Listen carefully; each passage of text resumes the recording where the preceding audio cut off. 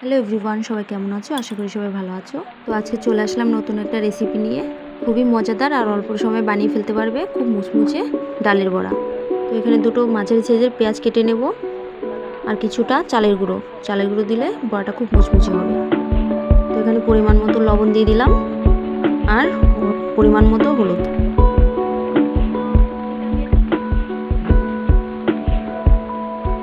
তো এখানে পেঁয়াজ কুচিগুলো দিয়ে দেবো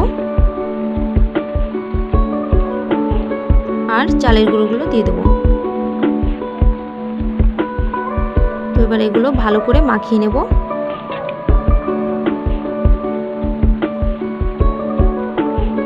5 মিনিটের মতো রেখে দেবো। মাখানো দেখো আমার হয়ে এসছে, মাখানো হয়ে গেছে। তো 5 মিনিটের মতো রেখে দেবো।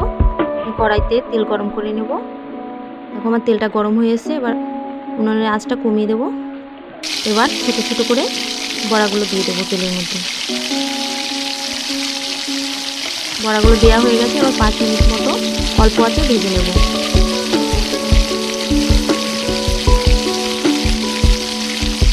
তো এবার একে একে বড়াগুলো আমি উল্টে নেব। বড়াগুলো আমার উল্টানো হয়ে এসছে। আবারও 5 মিনিট মতো ভেজে নেব অল্প আঁচে। এবার কিছুটা নাড়াচাড়া করে নেব আবারও 2-4 মিনিটের মতো।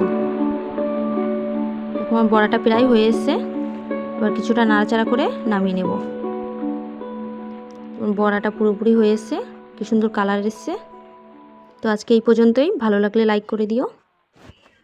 টাটা।